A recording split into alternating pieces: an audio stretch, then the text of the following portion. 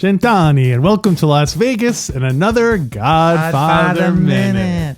I'm your host, Alex Robinson. And I'm your co-host, Andy Robinson. And together we are the Godfather Minute Brothers, here to talk about minute 143. Alex, are you wearing a mask?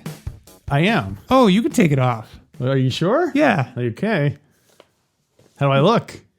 I can't really see your face because there's a big curtain between us again. Oh, I thought you were going to say put the mask back on. Put the mask back on. You were setting me up that whole time, weren't you? Alex, repeat after me. E minuto. E minuto. Numero. 143. 43. 43. 143. You got it. All right. That was an easy one to do. Yeah, not bad. Next thing we know, we'll be having you entertain guests at the casinos. Will you agree to appear 5 times a year? Sure, I'll do it. I'll do anything. We'll get to that. Yes, we're talking about minute 143 of The Godfather. As I mentioned, we are in Las Vegas. Mikey sits down with Johnny in the hotel room and explains the Corleones are going to buy out Mo Green's share of the casino. Much to Fredo's incredulity. Would Johnny be willing to sign a binding contract to appear 5 times a year at the casino? Maybe convince some of his friends from the movies? Now, the minute literally ends with him saying, sure, Mike, I'll do anything. So, yeah. So who knows what he's going to ask Mike. That's one thing you don't tell mafia guys. I'll do anything, because then... Yeah.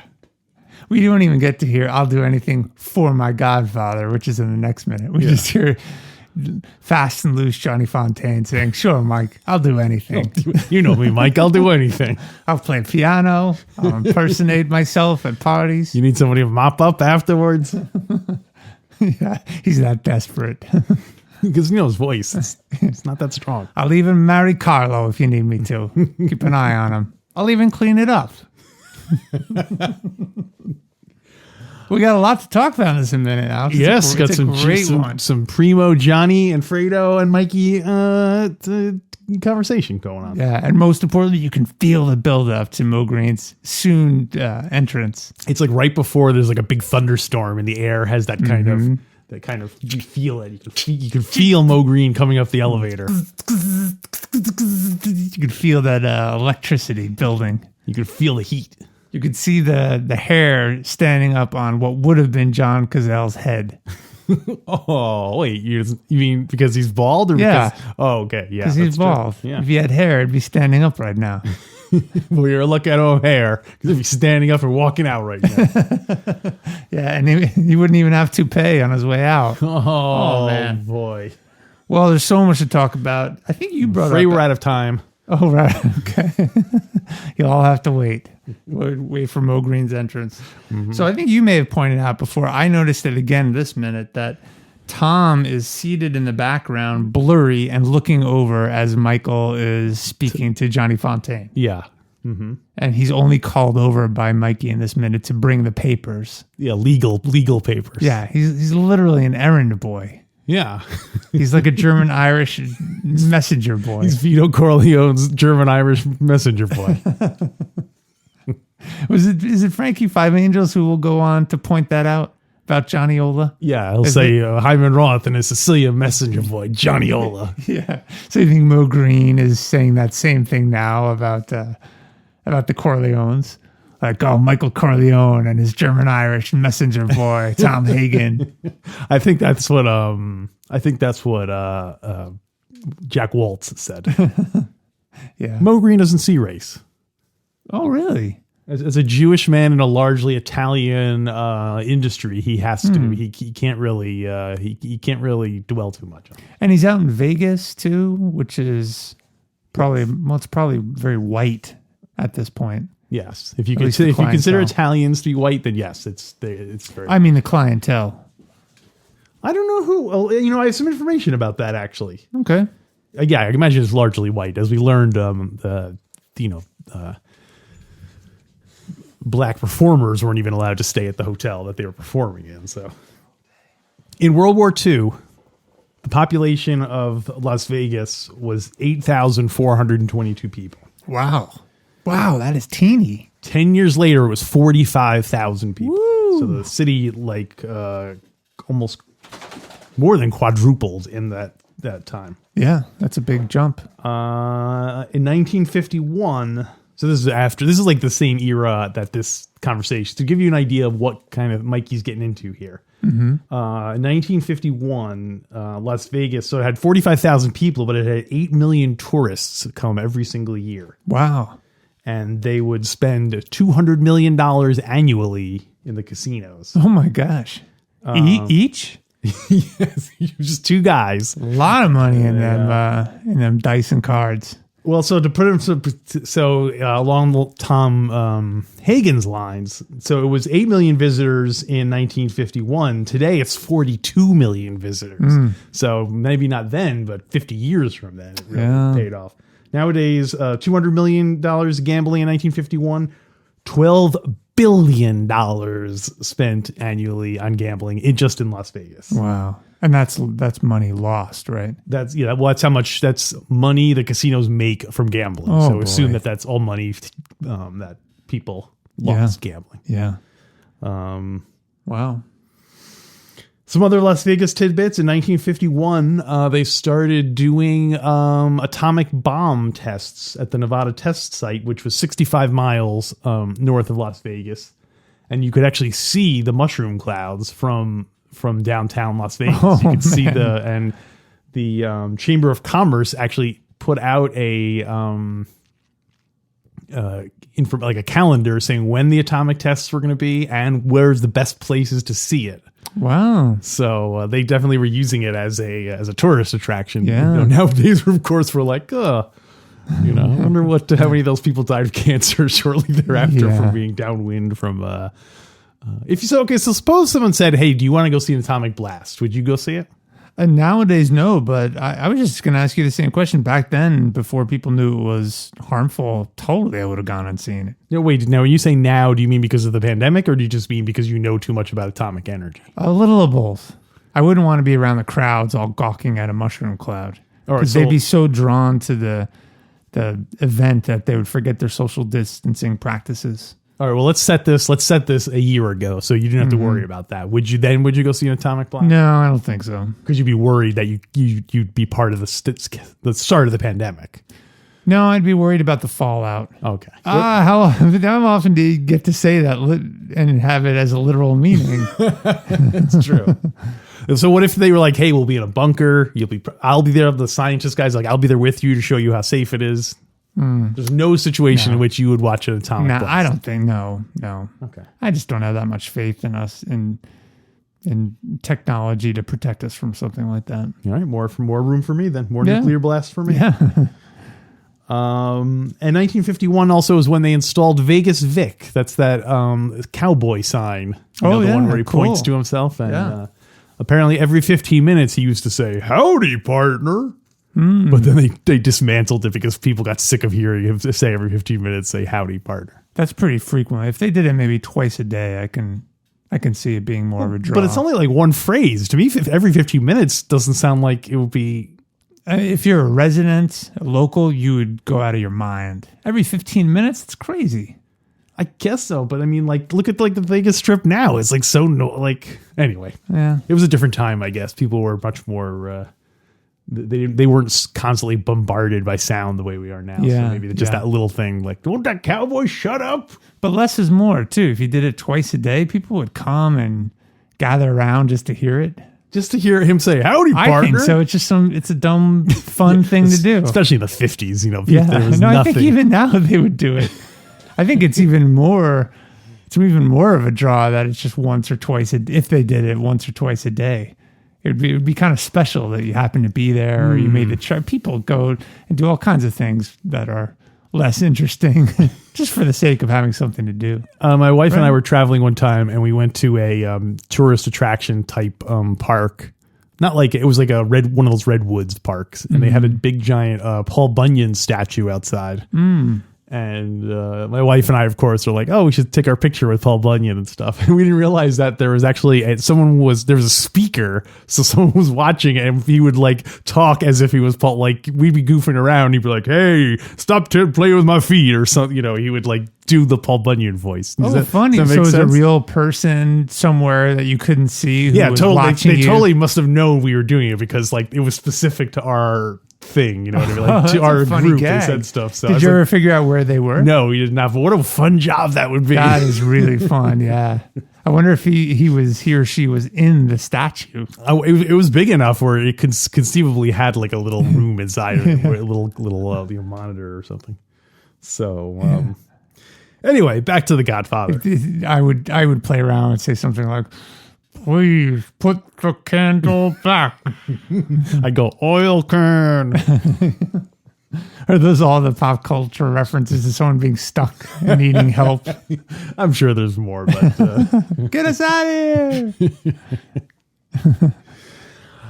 So anyway, anything else about Vegas? We have a lot to talk about this minute, Alex. No, that's all I have for now. So what else? You want to talk about something? Well, classic line. Mikey, when Fredo says, hey, Mo never said nothing to me.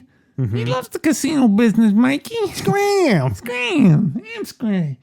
Mike says, well, I'll make him an offer he can't refuse. Yes. Ding. Now, do you think, who knows in the room, who knows what that means? Well, there is information in the book about this. Uh-oh. Yeah. May I read? Sure. Now, this information is not in the movie. Yeah, the information in the book is different from the information in the movie. The book is different than the movie. The book is different than the movie. The book is different. The book is different. The book is different than the movie. Yeah. Got it. Page 382, Puzo writes, Michael said quietly, I'll make him an offer he can't refuse. What'd you say, Mikey? I said I'll make him an offer he can't refuse. This is like one of those AMSR videos now. Videos. Oh, it's even more of a draw. Those ASR videos of someone's reading text from the Godfather book, right? Mm-hmm. That's seriously niche, Alex. It doesn't matter what you're saying when you do that stuff. No, but it's even more effective if you're reading from something as chilling as The Godfather.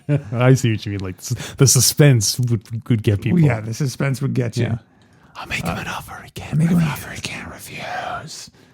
The words were said in an ordinary voice, yet the effect was chilling, perhaps because it was a favorite phrase of the Dons. That's all they have about that. Oh. Yeah. So we don't know who among the people there knows that it means that he's going to kill him, or well, I mean, Hagen knows definitely because he's heard that before. I'm guessing if it's quote a favorite phrase of the Dons, then probably everyone there knows it. Okay, wait a minute. You said that. Who have we heard say it in the movie? We heard Don Corleone say it when he's talking about Waltz, setting Waltz up, and Johnny for that part in the big picture. Yeah. And then we heard Mikey say it when he said, we was talking about the contract. When he was that's talking about right. the contract with the band leader. Yeah, that's right. So we know at least Sonny, Michael, Hagen, and Kay have heard it. And now Fredo. When did Kay hear it? Oh, because she heard it because Michael was telling her the story, right? Okay. So Johnny, do we think knows it? Johnny has to know the story about how he got out of that original contract. That's true. And here he is again, stuck getting into another contract. He knows. It's like circle of life, right? Do you think that's why he's so reluctant? Because he realizes that he's right back where he started from? I think so. That's one of the reasons he pauses. He's like, how can I get out of this? He's going to have to go to Barzini and have him get out of that contract. You mean Tatalia? No, and I'm finally understanding. Yeah, so everyone in the room knows what it means. Yeah, I think so. And it is chilling. It's chilling the way he says it so casually, despite whispering it. Yeah, I think it's more. You think it's more chilling because he says it casually instead of whispering it like I pretended to do. I think on a deeper level, it's more chilling because if you know the backstories, like for example, the Luca Brasi blood on the contract band leader story, then it's very chilling. But if you don't, I'm sure it said all that it could be interpreted all the time in regular business. Oh, we'll make him an offer he can't refuse. Don't worry about it. It's only in this dark underworld that it takes on an ominous tone, right? Wait, I thought you were asking me, is it more ominous if he whispers it or if he says it casually? I was asking. Yeah. What do you think? I think if he says it casually, if they know what it means, it's more chilling if he does it casually. You're right. Because if he did it with a whisper, that would mean like he's like, I'm aware that this is a big deal, what I'm about to say, so I'm gonna say it quietly so that Mo Green doesn't hear us. Yeah. Yep. But if he's just saying like, oh yeah, let's order some brats up here, and oh yeah, I'm gonna make him an offer he can't refuse, then it's like, oh my gosh, he's just like, it's just that's how he's a monster. He's just throwing that around. He's your husband. He's just throwing that thread around. Yeah. Like so many nickels and dimes. That's what I was looking for. Thanks. Good. So Mikey also says that when he's trying to convince Johnny Fontaine to appear in Las Vegas 5 times a year and tries to get him to convince his friends to do the same in the movie business as a favor. Mike says that he believes good entertainment will bring gamblers to the casino. Yeah. Right? Now, it's sort of understood nowadays that you bring entertainment to casinos and it'll draw people there. Was that understood at the time, or is Mikey truly an innovator here? Well, we don't know. I don't know enough about the fictional Godfather universe to know if they're implying that Mikey was the first one to do it or whether like people were already, well, you know what? I'm going to say no, he wasn't an innovator, because in the montage, when we're driving into Las Vegas, we see all sorts of signs that have, oh, look, here's, Billy D. Williams. They mentioned all sorts of people appearing at the casino. Yeah. So I don't think it was Mikey. I think Mikey's just kind of jumping on the band leader wagon. Yeah. Yeah, maybe it's probably just as old as entertainment and business, right? Maybe that's why Johnny looks at him. He's like, "Are you trying to pretend like you came up with this brilliant idea?" Like he's like, "Mikey's strategy is weak, like my voice." Do you think he was? Can we talk about Johnny's pause for a second? Yeah, and I've got stuff. I actually have a documentation of why he pauses. Oh, okay, good. But I want to hear your guesses first. Well, I was just going to say, do you think that? Well, the most obvious one is, does he want to get, be under the thumb of another crime lord? And this way, it's not even like his Godfather. It's his Godfather is like the next guy. Yeah. You know what I mean? Like, it's expected that his loyalty is transferable from one Godfather to like, you're loyal to the organization, not to the man. I know, and he's probably thinking too, hey, if I give in to this, then any one of these guys can ask me to do something. I'm going to be under their thumbs. Like Hagen's going to be asking me to do stuff, right? That's the last straw. Johnny, I need you to bring this across the street to get it notarized. You owe us a favor. I want it now, not 10 years from now. So the other thing I was going to say is perhaps Johnny has already been approached by other casinos about doing exclusive contracts, and he's kind of like, ugh. Now I have to do I tell this crime boss I can't do it because I'm kind of committed to doing it for this other crime boss? It's like, but then I guess he's just like, well, family is more important than anything. So yeah, he owes them big time. Oh yeah, they put him back on top. Well, Alex, you are very close because it does have to do with other casinos and hotels, but not in the way that you're thinking. May I read? I guess so. I don't like being proven wrong, but I'll allow it.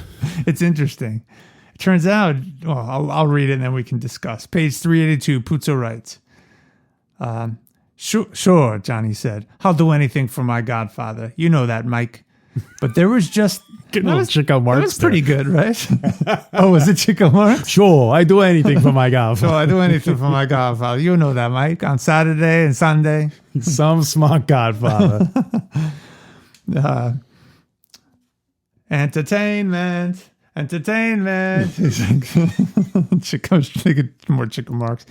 But there was just a faint shadow of doubt in Johnny's voice. It's weak. Michael smiled and said, you know, you won't lose money on the deal, and neither will your friends. You get points in the hotel, and if there's somebody else you think important enough, they get some points too.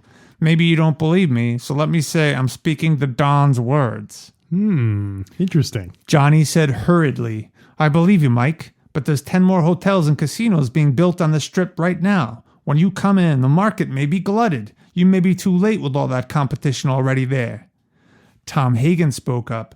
The Corleone family has friends who are financing 3 of those hotels. Johnny understood immediately that he meant the Corleone family owned the 3 hotels with their casinos, and that there would be plenty of points to give out.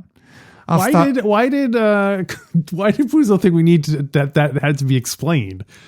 Is that last part about the distance, the friends owning them, but it's really them owning them? I don't know. Maybe it's because we've seen this movie a lot and we understand that if their quote friends own it, they are the ones who really own it. So wait, what's the line again? What does Mikey say? What does Tom say? Let's see. Tom Hagen spoke up. The Corleone family has friends who are financing 3 of those hotels.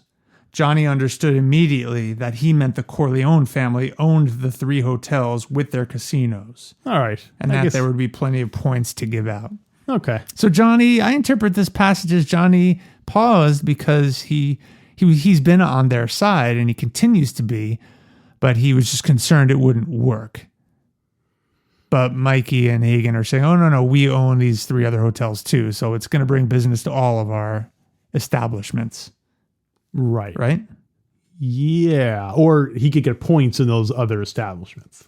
Yes. That Johnny would get points in those other establishments. Yeah. It's interesting that he's allowed to give them away. Who? Johnny.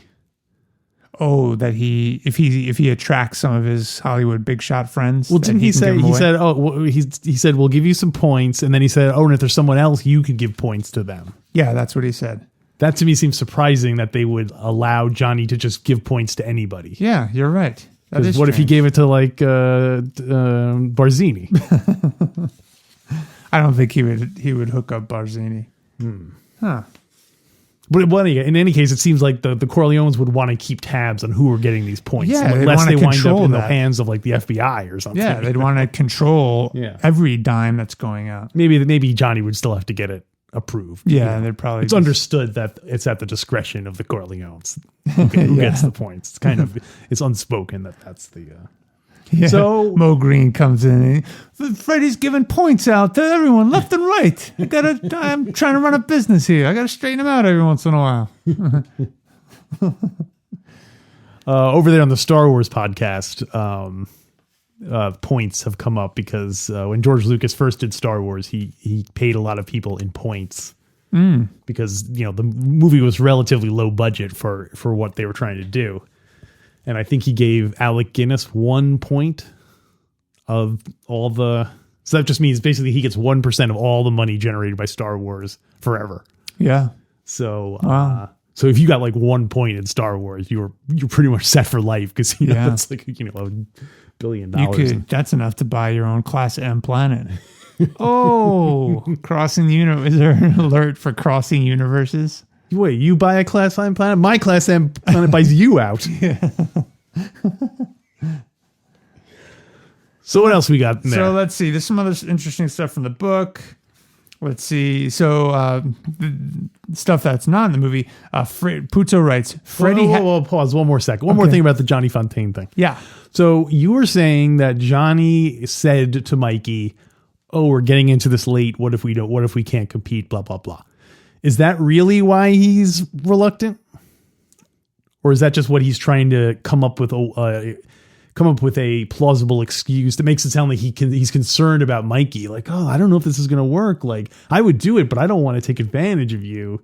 But is he really just like, oh, I was really hoping to get a better gig at the Luxor or whatever? I don't know. I don't know. It's not clear. That's a long pause for Johnny. It's a really long pause. In the book, there's so much more written about Johnny Fontaine's life in Hollywood, producing films and partying with his childhood friend Nino. Mm-hmm. And he's definitely hungry to stay on top, although he recognizes that his voice is weak and he just can't sing like he could before. Yeah. Maybe on some level, he's kind of like the going through the same stuff that Mikey is, where he wants to be legitimate now. And he's like, every time I'm out, they pull me back in. Yeah. And he whispers that quietly, which makes it even more effective compared to out. Well, that was him yelling when he said it. Yeah, that was him yelling. Yeah, his voice. His voice is so weak. I said every time I get out of a contract, they pull me in. What am I going to do? And Johnny is in Godfather 3. He is, that's right. maybe Michael Corleone, when he delivers that line in Godfather 3, he was inspired by Johnny in this scene because he knows that's what Johnny's thinking. He stole Johnny's catchphrase. He bought him out. Yeah, Michael's now getting a reputation for stealing people's lines. He stole his Pop's line about the offer. That's true. Right? Yeah. Is that a great way to assume power? You just start using the language that your predecessor used? I think it's tough. Or do you have to find your own way? Well, I think it really depends, because like it can be effective in showing like, listen, there might have been a transition of power, but for all intents and purposes, I'm still the guy. But then you can also wind up where you become like a parody of, like if the father was like this, like a Kim Jong-un. Yeah. You know what I mean? Like his grandfather like fought to build this North Korean country. And now he's kind of like a schlubby like guy. So he just doesn't, he can't pull off the whole military dictator thing. Yeah. And I know I'm sure by the time this airs, you'll find out he passed away. I'm sorry to the Un family to the Kim Jong family for your loss. Oh yeah. He's missing right now, isn't he? Yeah. He's Kim Jong-un. Oh, you won't be seeing him no more.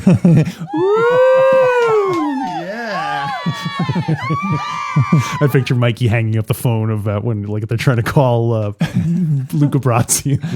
Do you think it's Luca Brasi they sent to take care of Kim Jong-un? Well, there. Yeah. Look, I want you to infiltrate this really close country, North Korea. And they want to give Johnny a picture there. They want to allow him to do a tour and film a picture. It's going to make him a big star. Go there and pretend you want to join their basketball team. He loves Dennis Rodman. Yeah. So I still question Johnny's motives. So maybe I'm kind of going back to what we went back to. If Michael wants to exert his own power and become his own Don, maybe he just needs to use the phrases of his father so there's some resonance of that, but alter them slightly to make them his own. Well, it's for example, he could say, Alfredo, he may try to refuse this offer, but we'll make it and he'll want to take it. What do you think of that one? It's a bit of a mouthful. Okay. And considering he doesn't have a lot of jaw actions, he's going to keep it simple. Small, right? I don't know if he's going to be able to say that every time. He should simplify him. He should make him like offer, no refuse. Well, what if it's something like, so tell him it's either my way or the highway. Some other same intent, but just this different, making it more modern, more professional. I can't help but feel if you rhyme it, it immediately diminishes the threat behind it. Really? Yeah. Come on, think that would be like the Rhyme and Don. That would be like his kids. That what he's giving. The Rhyme and Don, isn't that Don Molinari on the coast? On the coast, is he rhyming? Yeah. Oh wait, Hyman Roth is the rhyming. Oh, that's right. He's right. It's my way or the highway. Yeah. It works for him. They shot Sonny on the causeway.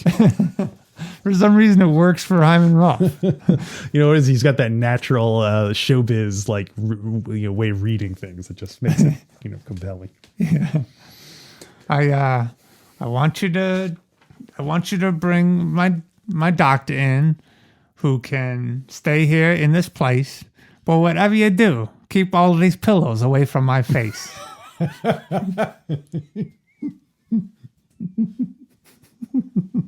I have this golden telephone. I know it looks like a toy, but take a look at it. Enjoy. I did the intonation right. I went, enjoy. Oh, yeah. Enjoy. I would. That was great because the meter, I didn't expect that. It just boom, the enjoy came out. And when you record it, by the way, we're going to say the word enjoy with the effect of a phone, like enjoy, like through the telephone. We should dub, in that scene where Fredo's taking the phone call in GF2 and he's like, nah, I don't know what you're talking about. We should dub in Hyman Roth doing rhymes on the telephone. It's on his gold telephone. He's doing I like how it seemed like a toy. It's fully functional. So. Wait, I've got another one. My name is Hyman Roth. No, you can't always start with I'm that. Hyman Roth, and I'm here to say. Mo Green was my friend. He created Vegas with precision. That doesn't rhyme. Mo Green was a man who designed Las Vegas with precision. Let's all hear it from Mo. Let's give him a plaque. He had vision. Let's hear it from Mo. Let's hear it from Mo. Let's give him his plaque, and because he had vision. I think I'm about to die from a heart attack. Yeah. I think you should make it more slam poetry, Alex. More like the meters all over. Oh, I see. It doesn't have to. It eventually rhymes, but there's just free form. Yeah. It's hard to do because you have to do his voice with that kind of like lackadaisical like way of Yeah. So it's hard to really mix up the. Yeah. We're in Havana. We're back. We're back here. Heart attack. Not me this time. Molasses. He looks right at the camera. Molasses. He just ends all of his slam poems with molasses. You can vote for Mo. He created Las Vegas. He had vision. Give him his plaque. Give him his plaque. He had vision. Precision, Mo Green. I can see a signpost, a plaque, a statue. Here lies a headstrong boy. Who deserves? So enjoy. Who deserves the plaque for designing Las Vegas? It's Mo. I keep forgetting. It's hard to. Who deserves the plaque for designing Las Vegas? It's Mo Green. He had vision. I'd vote for him. Absentee ballot. Molasses. Your father. For your father. For your father. All right. Made a killing with molasses. It killed Mo Green. No plaque. No plaque. No plaque. No plaque for Mo Green. All right, moving on. Right? I went to the dentist, and he said my teeth were like Mo Green. No plaque. Please fly. I want you to fly my dentist in from Miami, one who speaks English.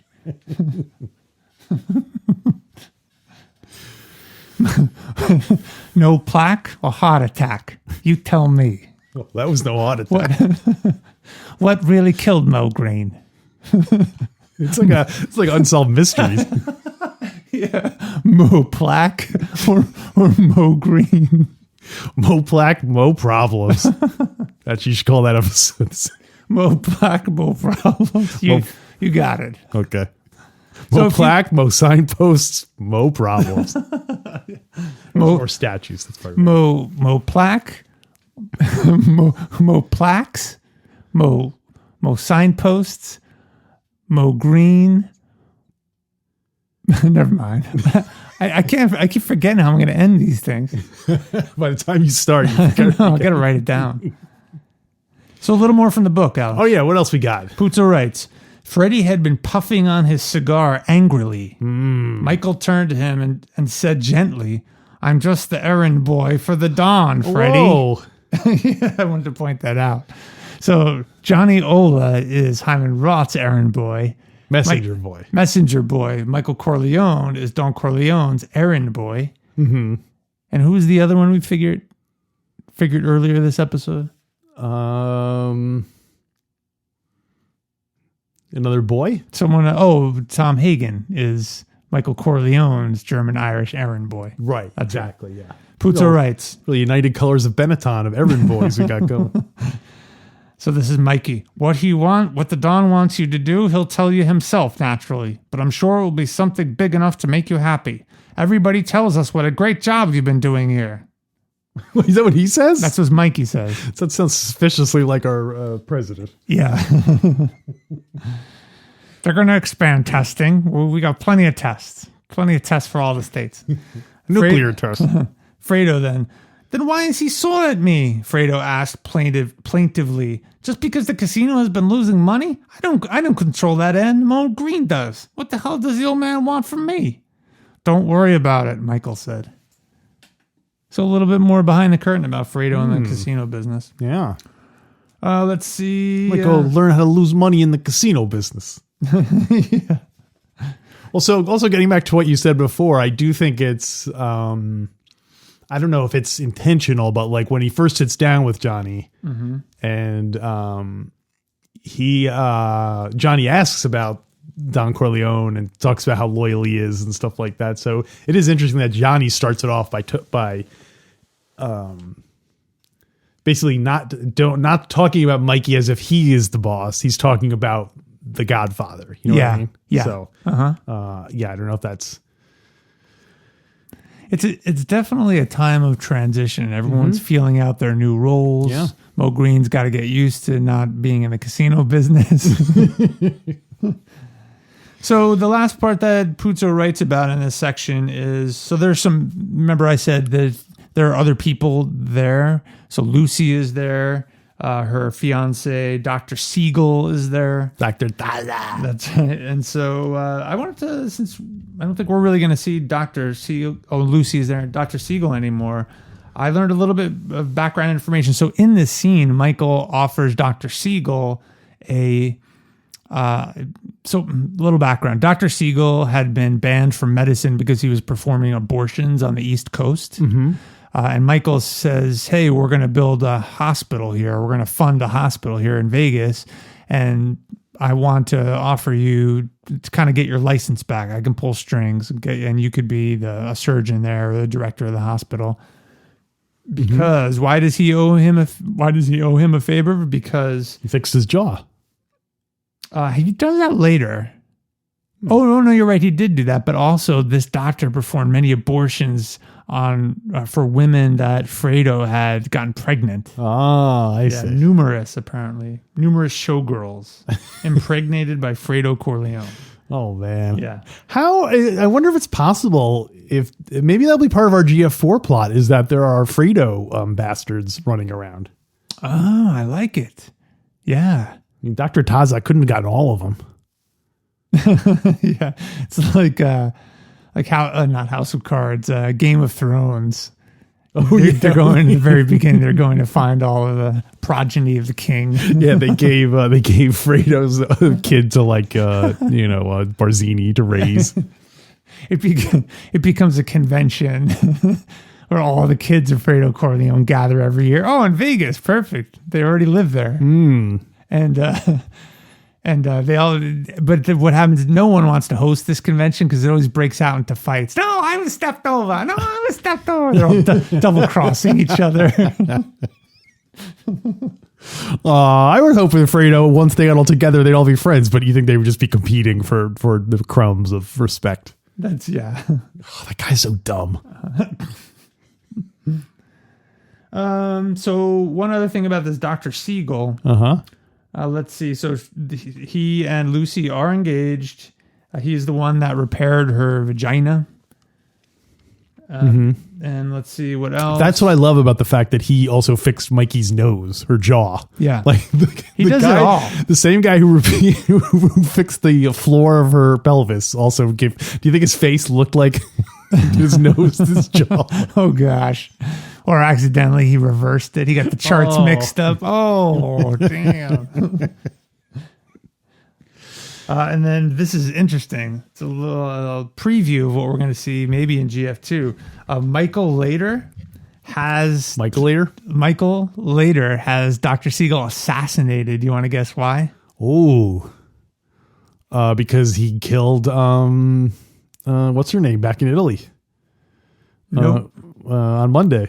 No, it has something to do with why Dr. Siegel is in Vegas in the first place. Because he special skill he has, Alex. Is he a cheating gambler? What was his medical specialty? Abortions. GF2. Oh, he aborted his other son. Well, yeah, it was a son, Alex. Yeah, Michael suspects that Dr. Siegel had assisted his wife Kay in aborting their baby. Bad move. Very bad move. Yeah, that's a surprise. Yeah. That he would do that, you mean? Yeah. Do you think, especially because he's a crooked doctor, it's not like he's a reputable above board doctor. Yeah. Yeah. You can't trust your abortion doctor. Who can you trust? Alex, I want you to fly in my abortion doctor from Miami, one who speaks English. I don't trust an abortion doctor who doesn't speak English. So that's all I got. And Great I don't minute, care Alex. if it's a girl or a boy. I want that abortion. So, that'd be the ultimate. Enjoy. That would be the ultimate if Hyman assisted Kay in getting the abortion. Michael could never, because Kay and Hyman both knew that Michael could never forgive that. Wow. That's deep. You got anything else for the minute, Alex? I think that's about it for me. Yeah. Great Primo Green minute. Primo Green minute. We're talking Primo Green minutes here. All right. How primo do you think it is? Let's rate it on a scale of 1 to 5. 5 being the best. Okay, I got it. Okay. 1, 2, 3, 4. Yeah. 4. Yeah, 4. Yep. If Fredo talked more, I'd bump it up, but he only has one line. Yeah. He never told me about. He loves the casino business. And then you got Johnny Fontaine. You got some good. You got a classic line, iconic line. Which one? I'll make him an offer he can't refuse. Sure, I'll do anything. Well, all right. Seems like we're in agreement that this gets 4 stars. And what do we have in store for the bonus content, Alex? well, I understand we have our very last week. We petitioned our listeners we're going to start an advice column. Mm-hmm. You can write in, ask any Godfather character for advice, and we will get them to answer it. And we got our first one. Someone wrote to Captain McCluskey asking for some advice. So we'll be talking about that in the bonus content. Yeah, we have a Dear Captain McCluskey advice question. My guess is going to be that his advice is to stand him up. Yeah. It's just the stock response for everything. Well, isn't that the gimmick that all the answers have to be just lines from the movie? We can try. Okay. I don't know if we'll be able to do it. Try. All right, then, listeners, on behalf of my brother Andy and myself, I'd like to thank you for listening to the show. You can email us, godfatherminute@gmail.com. Hey, you know what? I think I understand we're on Spotify now. Really? Yeah. Huh. How does that work? If you just go to Spotify and search Godfather Minute, you can listen to the podcast. Oh, cool. I'm pretty sure that's true. So someone investigated, and hey, say you hate Spotify, you can also go on YouTube and listen to Godfather Minute on YouTube. Get each episode a week early. How about that? Yeah, new episodes uploaded every Sunday. And not Monday. You don't have to wait till Friday. No, Thursday. no. All right, then. So until next week.